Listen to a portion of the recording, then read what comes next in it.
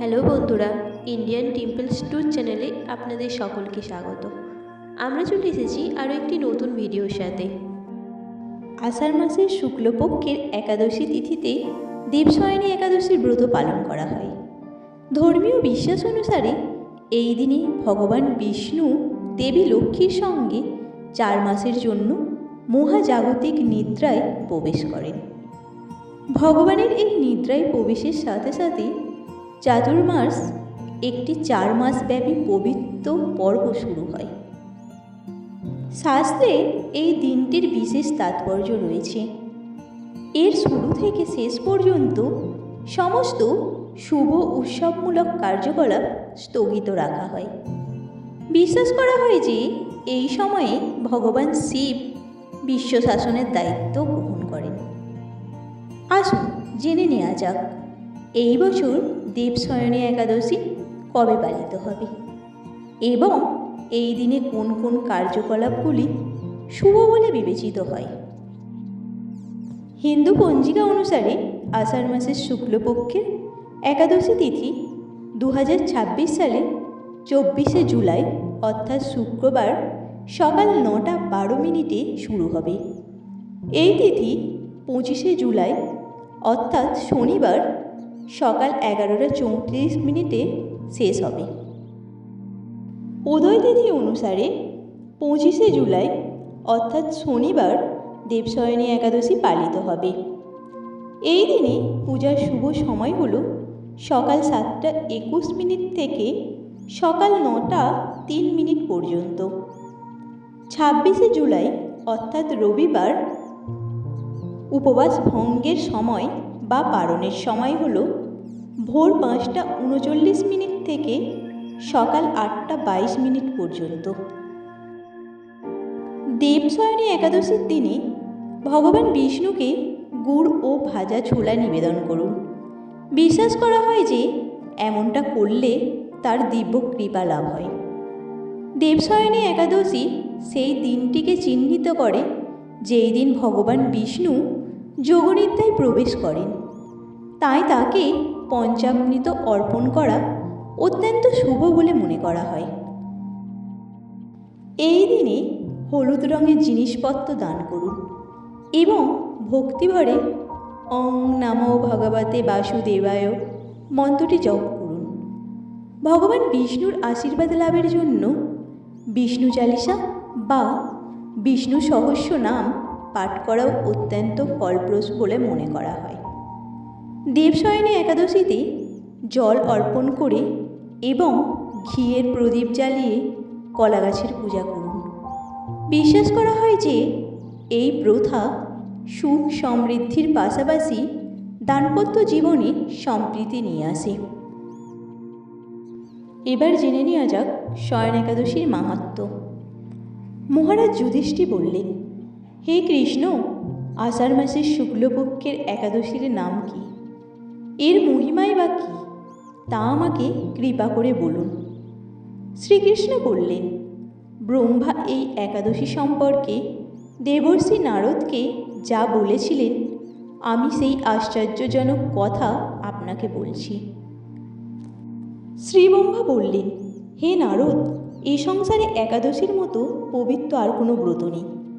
সকল পাপ বিনাশের জন্য এই বিষ্ণু ব্রত পালন করা একান্ত আবশ্যক। যে ব্যক্তি এই প্রকার পবিত্র পাপনাশক এবং সকল অভীষ্ট প্রদাতা একাদশীর ব্রত না করে তাকে নরকগামী হতে হয়। আষাঢ়ের শুক্লপক্ষে এই একাদশী শয়নী নামে বিখ্যাত।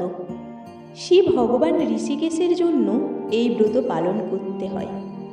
এই ব্রতের সম্বন্ধে এক মঙ্গলময় পৌরাণিক কাহিনী আছে, আমি এখন তা বলছি। বহু বছর পূর্বে সূর্যবংশে মান্ধাতা নামে একজন রাজর্ষি ছিলেন। তিনি ছিলেন সত্যপ্রতিজ্ঞ এবং প্রতাপশালী চক্রবর্তী রাজা। প্রজাদেরকে তিনি নিজের সন্তানের মতো প্রতিপালন করতেন।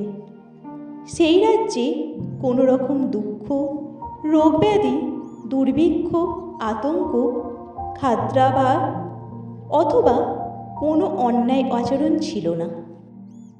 এইভাবেই বহুদিন অতিবাহিত হলো।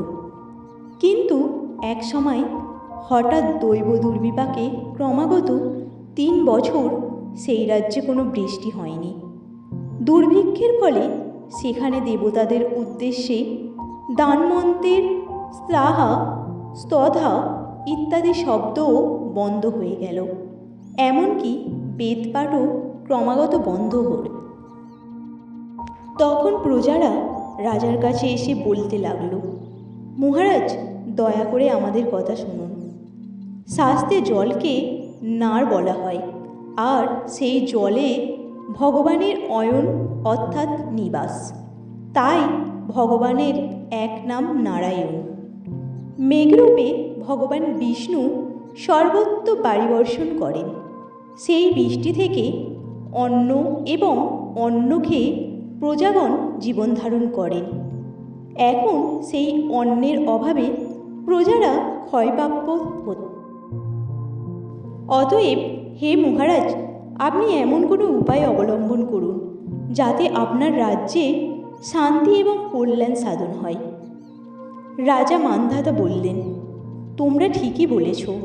অন্ন থেকে প্রজার উদ্ভব, অন্ন থেকেই প্রজার পালন।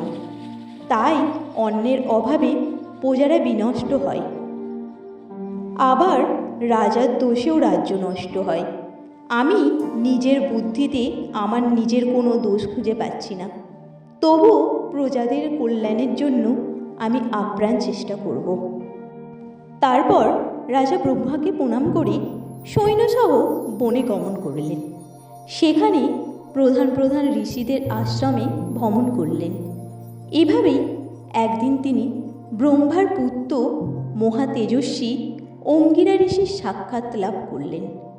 তাকে দর্শন মাত্রই রাজা মহা আনন্দে ঋষির চরণ বর্ণনা করলেন। রাজা তখন তার বনে আগমনের কারণ সবিস্তারে ঋষির কাছে জানালেন। ঋষি অঙ্গিরা কিছু সময় ধ্যানস্থ থাকার পর বললেন, হে রাজন, এটি সত্য যুগ। এই যুগে সকল লোক বেদপরায়ণ এবং ব্রাহ্মণ ছাড়া অন্য কেউ তপস্যা করে না। এই নিয়ম থাকা সত্ত্বেও এক শূদ্র ওই রাজ্যে তপস্যা করছে। তার এই অকার্যের জন্যই রাজ্যের এই দুর্দশা। তাই তাকে হত্যা করলেই সকল দোষ দূর হবে। রাজা বললেন, হে মুনিবর, তপস্যাকারী নিরপরাধ ব্যক্তি। আমি কিভাবে তাকে বধ করব? আমার পক্ষে সহজসাধ্য অন্য কোনো উপায় থাকলে আপনি তা দয়া করে আমাকে বলুন। তদুত্তরে মহর্ষি অঙ্গিরা বললেন, আপনি আষাঢ় মাসের শুক্লপক্ষের শয়নী নামে প্রসিদ্ধা একাদশীর ব্রত পালন করুন। এই ব্রতের প্রভাবে নিশ্চয়ই রাজ্যে বৃষ্টি হবে। এই একাদশী সর্বসিদ্ধিদাত্রী এবং সর্ব উপদ্রব নাশকারিণী। হে রাজন, প্রজা ও পরিবারবর্গ সহ আপনি এই ব্রত পালন করুন। মুনিবরের কথা শুনে রাজা নিজের প্রাসাদে ফিরে এলেন। আষাঢ় মাস উপস্থিত হলে রাজ্যের সকল প্রজা রাজার সঙ্গে এই একাদশীর ব্রত অনুষ্ঠান করলেন। ব্রতের প্রভাবে প্রচুর বৃষ্টিপাত হলো। কিছুকালের মধ্যেই অন্নের অভাব দূর হলো। ভগবান ঋষিকেশের কৃপায় প্রজাগণ সুখী হলো। এই কারণে সুখ ও মুক্তি প্রদানকারী এই উত্তম ব্রত পালন করা সকলেরই অবশ্য কর্তব্য। ভবিষ্যত্তর পুরাণে যুধিষ্ঠির শ্রীকৃষ্ণ তথা নারদ ব্রহ্মার সংবাদরূপে একাদশীর এই মাহাত্ম্য বর্ণিত হয়েছে। আমাদের ভিডিওটি যদি আপনাদের ভালো লেগে থাকে তাহলে অবশ্যই একটা লাইক দেবেন এবং কমেন্ট করে জানাবেন। আর আপনি যদি আমাদের চ্যানেলে নতুন হয়ে থাকেন তাহলে চ্যানেলটি সাবস্ক্রাইব করে দেবেন।